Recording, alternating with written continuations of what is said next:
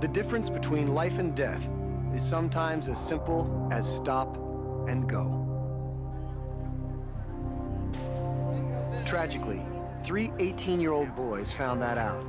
Without stopping, they drove their white Camaro through the intersection in front of Tim's Cafe, right into the path of an 8-ton truck. All 3 were killed. They didn't realize that they were supposed to stop. That's because, as a prank, 3 other young people had ripped down the stop sign earlier that evening. This seemingly harmless joke had extremely severe consequences. It snuffed out the promising young lives of Randall White, Kevin Farr, and Brian Hernandez. And it took a tremendous emotional toll on their families. Kevin's right to life was taken away from him by these people. Their right to freedom should be removed also. The lives of the 3 kids who pulled the stop sign down have also been changed forever. There's been many nights that I've sat up and cried and not been able to go to sleep because of the fact that your son never returned home.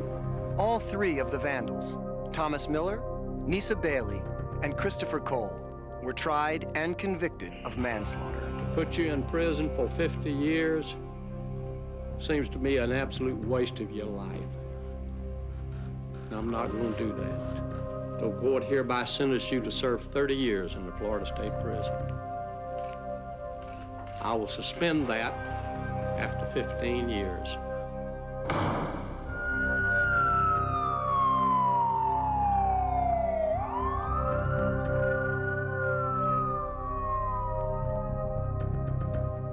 If you think vandalizing road signs is just an innocent prank, or just something that kids do, you're wrong.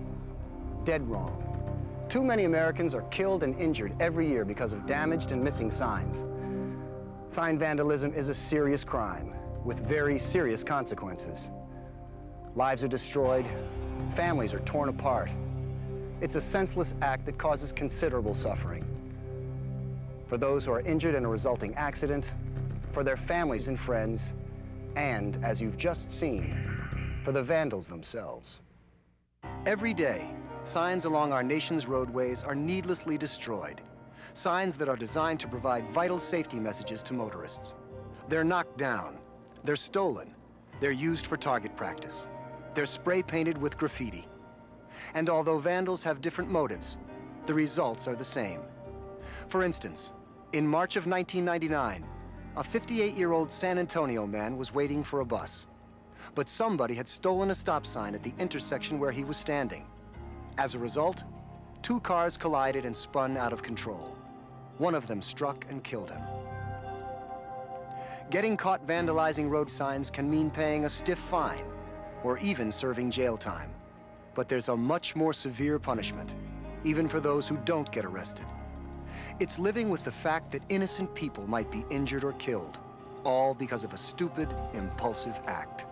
This occurred in 1963. It was right after graduation. I decided to take a couple of stop signs down and a yield right-of-way sign down, and did that.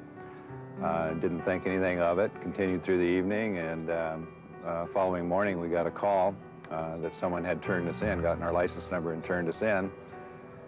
The problem is that real early that morning there were 2 cars coming, one each direction, opposite directions, and the yield right-of-way sign that was down didn't stop the one car, and both cars collided at about 65 miles an hour, and there were 2 individuals that were killed, one grandmother and one young mother.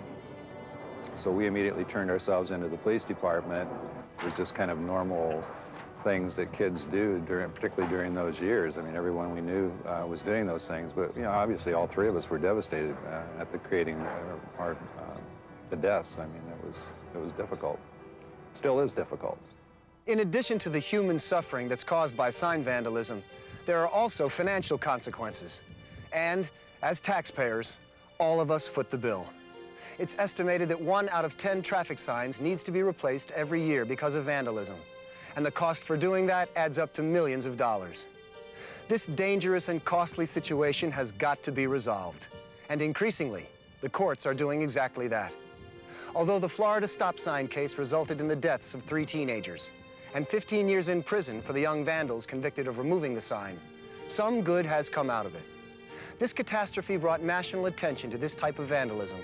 It demonstrated that there are consequences, very grave consequences, for removing or defacing signs along our roadways. 3 people lost their lives and 3 other people were punished for a crime that they committed. They were given Florida State Prison for this, so the accountability is great. And I think the message sent out to the people is that it's not a prank, it's a very serious crime. We need to respect the signage of our country. We need to say these signs are there for a reason to protect each and every one of us when we get behind the wheel of a car. And if we don't have those signs to rely on every day, there will be more lives that will be lost.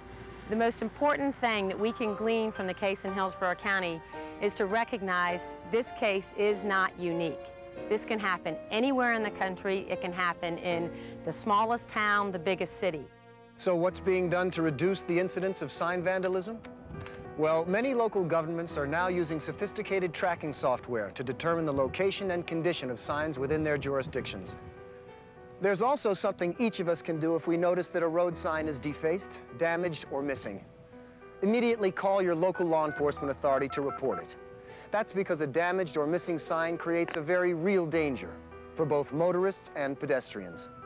Sign vandalism can also create a serious hazard for emergency response vehicles responding to other life and death situations. So law enforcement officials encourage anyone who notices a vandalized sign to get in touch with them as soon as possible. By doing that, a maintenance crew can be dispatched to immediately replace the missing or defaced sign. Defacing, vandalizing, and stealing roadway signs are crimes. Crimes that can result in severe consequences, even jail time. How would you feel if you had to knock on a door and tell a mother, father, sister, or brother that their loved one had died or been permanently disabled because of your prank?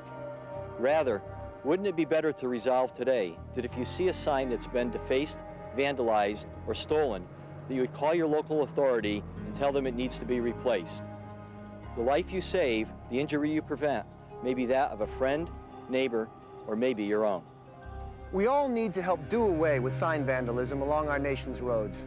That's because without the vital safety messages that they're designed to convey, the well-being of motorists and pedestrians is in serious jeopardy.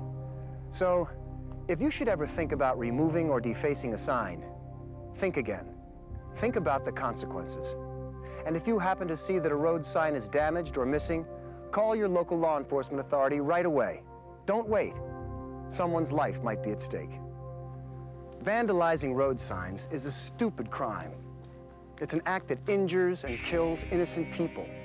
It causes heartache and suffering for their loved ones. It ruins the lives of the vandals themselves, and it costs taxpayers millions of dollars to replace them. Do what you can to help eliminate sign vandalism. Your life could depend on it.